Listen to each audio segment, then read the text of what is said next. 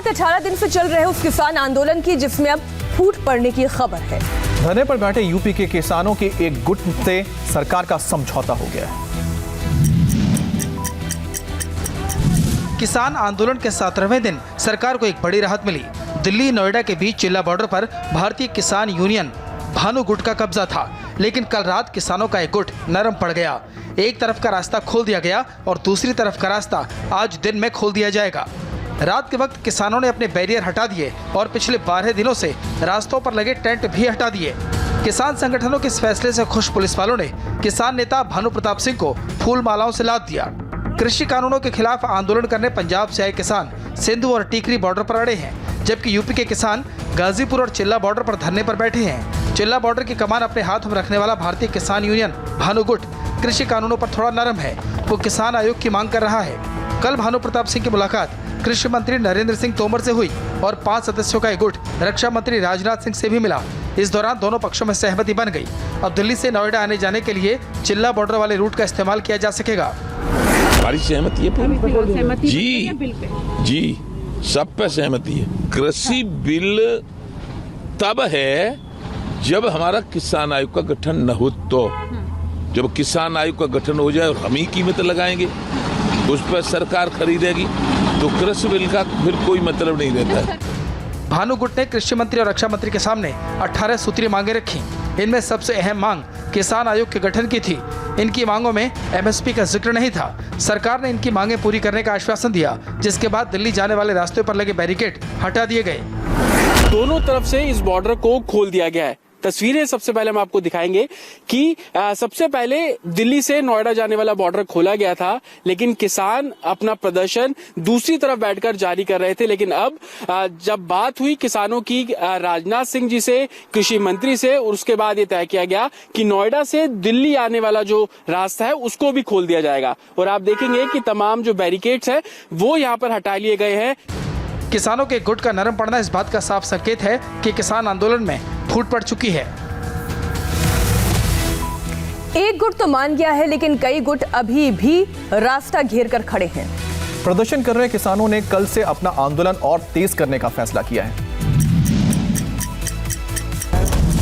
3 कृषि कानूनों को रद्द करने की मांग पर अड़े किसान कल से भूख हड़ताल पर जाएंगे। सिंधु, टीकरी और गाजीपुर बॉर्डर पर अब भी हजारों किसान घेरा डालकर बैठे हैं। सरकार के साथ 6 दौर की बातचीत फेल हो चुकी है। इस बीच किसानों के आंदोलन को लेकर हरियाणा के डिप्टी सीएम दुष्यंत चौटाला ने एक चौंकाने वाला बयान दिया है। दुष्यंत ने दावा किया कि 48 घंटे के अंदर समाधान दिखने लगेगा, लेकिन किसान नेता कह रहे हैं उन्हें तो पता ही नहीं कि इस दावे का आधार क्या है। कोई स्टैंड ऑफ है तो उसको केंद्र भी क्लियर करने को तैयार है, मगर चर्चा वार्ता का ही नतीजे लेकर आएगा। और मैं उम्मीद रखता हूं कि अगले 24 से 48 घंटे के बीच में फाइनल दौर की चर्चा कर इस पे कुछ कंक्लूसिव केंद्र सरकार और किसान संगठन रिजल्ट ला पाए। क्या आप लोगों की कोई बातचीत हुई है दुष्यंत चौटाला से? बिल्कुल कोई बातचीत नहीं हमारी उसके। बयान कैसे दे रहे हैं वो अपनी मर्जी उनकी। सरकार के साथ 6 दौर की बातचीत फेल होने के बाद किसान संगठनों ने अपना आंदोलन और तेज करने का ऐलान किया है। किसान यूनियन के नेता 14 दिसंबर से भूख हड़ताल पर बैठेंगे। सुबह 8 बजे से लेकर शाम 5 बजे तक अनशन करेंगे। 14 दिसंबर से सभी डीसी दफ्तर के बाहर प्रदर्शन करने का फैसला लिया गया है। किसान अपनी शर्तों पर अड़े हैं, लेकिन प्रधानमंत्री ने एक बार फिर किसानों को नए कृषि कानून के फायदे बताए हैं। इन दीवारों के हटने के बाद, इन रिफॉर्म्स के बाद किसानों को नए बाजार मिलेंगे, नए विकल्प मिलेंगे, उन्हें टेक्नोलॉजी का ज्यादा लाभ मिलेगा। मोदी ने कृषि कानून के फायदे बताए तो किसानों के साथ वार्ता में शामिल पीयूष गोयल ने इंडिया टीवी के कार्यक्रम आज की बात में चली उस खबर का जिक्र कर आंदोलन में शामिल लोगों पर सवाल उठा दिए, जिसमें खुलासा हुआ कि कैसे किसान आंदोलन में अल्ट्रा लेफ्ट विंग के लोग घुस आए हैं और आंदोलन को हाईजैक कर लिया है। इंडिया टीवी और रजत जी का धन्यवाद करना चाहूंगा, क्योंकि सबसे पहले रजत जी ने इस माहौल को देख के परखा कि शायद ये आंदोलन कम और कुछ गलत ताकतें इसमें घुस के इसको एक शाहीन बाग की तरह अराजकता फैलाने का कोशिश हो रही है। सरकार के बार बार समझाने के बावजूद किसान आंदोलन खत्म करने के लिए तैयार नहीं है। आज राजस्थान बॉर्डर से हजारों किसान दिल्ली के लिए निकलेंगे। ये किसान राजस्थान से दिल्ली तक ट्रैक्टर मार्च करेंगे और दिल्ली जयपुर हाईवे को बंद करेंगे। बंगाल में विधानसभा चुनाव से पहले राजनीतिक हिंसा का दौर शुरू हो गया है और चुनावी मिशन पर निकले एक और बीजेपी कार्यकर्ता की हत्या हो गई।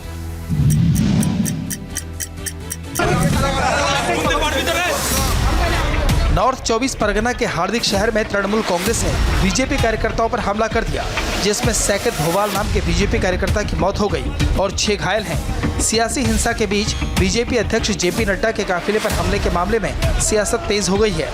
अपना वोट बैंक बचाने ममता बनर्जी 3 दिन के दौरे पर नॉर्थ बंगाल जा रही हैं, तो उधर बंगाल में चुनाव लड़ने के लिए कमर कस रहे ओवैसी ने हैदराबाद में एमआईएम के बंगाल इकाई के नेताओं को बुलाकर मंथन किया है।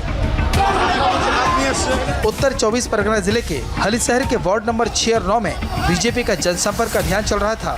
इसी दौरान टीएमसी और बीजेपी कार्यकर्ताओं के बीच बहस हुई और तृणमूल कार्यकर्ताओं ने बीजेपी कार्यकर्ताओं पर हमला कर दिया।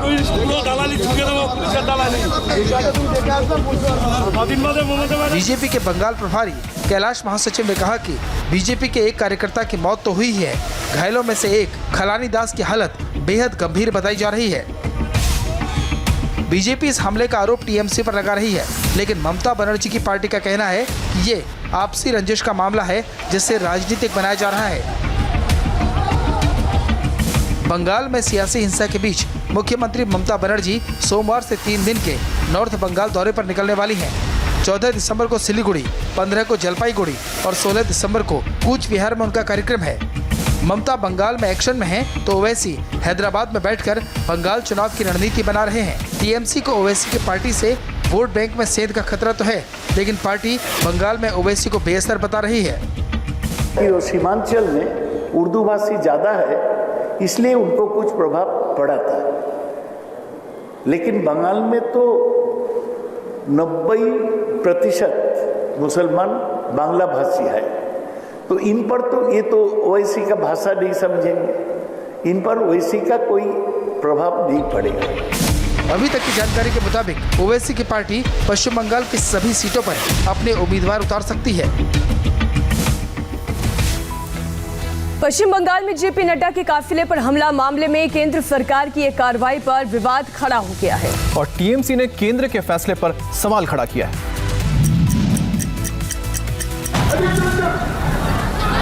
3 दिन पहले बंगाल में बीजेपी अध्यक्ष जेपी नड्डा के काफिले पर हुए हमला मामले में गृह मंत्रालय के नए एक्शन पर नया सियासी घमासान शुरू हो गया है।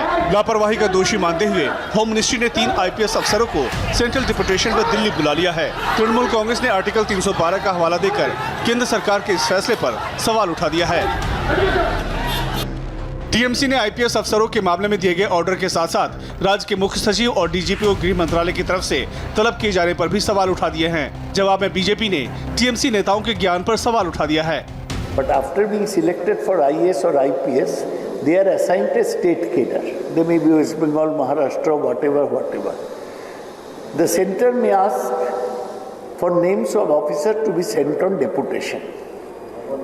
Then it is up to the state to release them or not to release them. The state has this option. কল্যাণ বন্দ্যোপাধ্যায় উকিল কিন্তু আইনের এবিসিডি জানেন না, বটতলার উকিল। তিনি বলছেন গভর্নরের বিরুদ্ধে কেস করবেন, বলছে সিএস কে ডিজি কে ডাকতে পারে না, উনি সংবিধান পড়েননি, যেন পড়াশোনা করা উচিত। তামেদারি করে এদের পেট চালাচ্ছেন টিএমসি পার্টির কেস লড়ে, কারণ পার্টি কালি কেস খায়, লড়তে হয়। আইনের এবিসিডি জানেন না, সেজন্য লেখাপড়া করে বলুন আর লোক হাসাবেন। सेंट्रल डिप्यूटेशन मामले में बीजेपी ने टीएमसी के साथ साथ 3 आईपीएस अफसरों को भी टारगेट करना शुरू कर दिया है। बीजेपी सांसद अर्जुन सिंह ने कहा कि आईपीएस अफसर अगर सेंट्रल डिप्यूटेशन पर नहीं जाना चाहते हैं तो ये माना जाएगा कि वो अपराधी हैं, इसलिए डर रहे हैं। अयोध्या की राम मंदिर को लेकर एक बड़ी खबर आई है। मंदिर निर्माण में लगने वाले पैसे को लेकर राम मंदिर ट्रस्ट का एक अहम बयान आया है। न केंद्र सरकार के पैसे से न राज्य सरकार के फंड से अयोध्या का राम मंदिर बनेगा आम जनता के सहयोग से। श्री राम जन्मभूमि तीर्थ क्षेत्र न्यास ने ऐलान किया है कि भव्य श्री राम मंदिर के लिए मकर संक्रांति से जनसंपर्क कर फंड जुटाया जाएगा और ये काम माघ पूर्णिमा तक पूरा कर लिया जाएगा। मंदिर निर्माण के लिए मिलने वाले फंड में राम मंदिर ट्रस्ट पूरी पारदर्शिता रखेगा। 10 रुपए, 100 रुपए, 1000 रुपए के कूपन और रसीदें छप गई हैं। कूपन के जरिए श्रद्धालुओं से आर्थिक योगदान लिया जाएगा। ट्रस्ट ने देश भर के 4.5 लाख गांवों तक पहुंचने का लक्ष्य रखा है। आधी आबादी तक पहुंच सकते हैं और इसमें हिंदुस्तान का कोई कोना नहीं छोड़ेंगे। अंडमान निकोबार भी आ जाएगा, नागालैंड, अरुणाचल भी आ जाएगा, तो रणकच्छ भी आ जाएगा, समुद्र के कोने भी आ जाएंगे। चारा घोटाले में जेल में बंद लालू प्रसाद यादव की हालत गंभीर है। रांची के रिम्स अस्पताल के डॉक्टर्स के मुताबिक लालू प्रसाद की किडनी कभी भी फेल हो सकती है। पिछले 3 साल की जेल और 15 बीमारियों से जूझते लालू प्रसाद यादव की किडनी सिर्फ 25% ही काम कर रही है।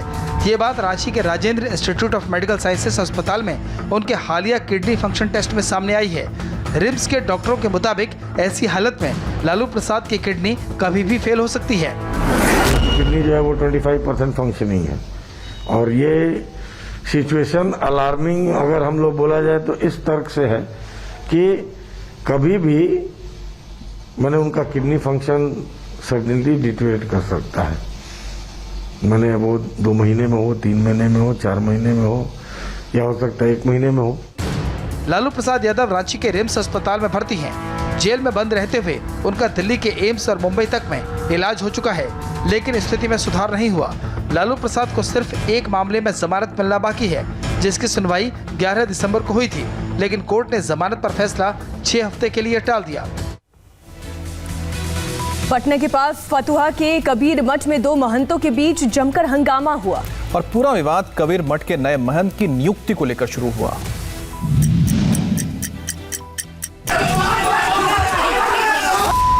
कबीर मठ के संतों के बीच पहले कहासुनी, पुलिस की मौजूदगी के बीच फिर शुरू हुई मारपीट। फतुहा दरियापुर के कबीर मठ में महंताई को लेकर उठे विवाद में पुलिस आई तो थी प्रशासन का आदेश पालन कराने। शायद अंदाजा नहीं होगा कि महंतों के 2 गुट आपस में कुछ ऐसे हिंसक हो उठेंगे। पुलिस की मौजूदगी में 2 गुटों की कहासुनी मारपीट में बदल गई। कोरोना की वैक्सीन जल्द ही भारत में उपलब्ध होने वाली है और इसके लिए तैयारी तेज कर दी गई है। और केंद्र सरकार ने वैक्सीन के लिए बड़े पैमाने पर सिरिंज बनाने वाली कंपनियों को ऑर्डर भी दिए हैं।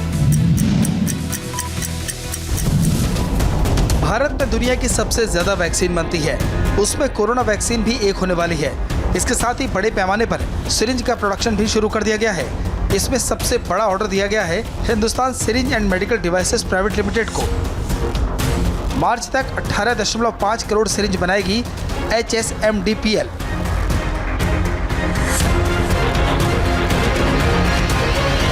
कंपनी हर घंटे बना रही है 1 lakh corona syringe. Corona vaccine के लिए ये सिरिंज डिस्पोजेबल होगी, यानी इसका एक ही बार इस्तेमाल किया जाएगा। इंडिया टीवी ने इस कंपनी के अंदर जाकर जायजा लिया और देखा कैसे हर घंटे 1 लाख सिरिंज बनाई जा रही हैं और किस तरह हाई क्वालिटी चेक से गुजरते हुए उसे वैक्सीनेशन प्रोग्राम के लिए सेलेक्ट किया जाता है। ये खाली एक ही बारी सिरिंज यूज़ हो सकता है।